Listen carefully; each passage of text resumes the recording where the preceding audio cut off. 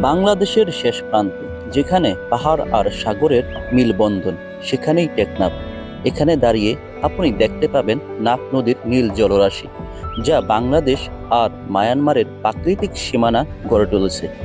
নদীর স্রোতে ভেসে চলে জেলেদের ছোট ছোট নৌকা, আর দিগন্তে মিশে যায় আকাশ আর পানি। টেকনাফের সবচেয়ে আকর্ষণীয় অংশ হলো এর নিরিবিলি সমুদ্র সৈকত।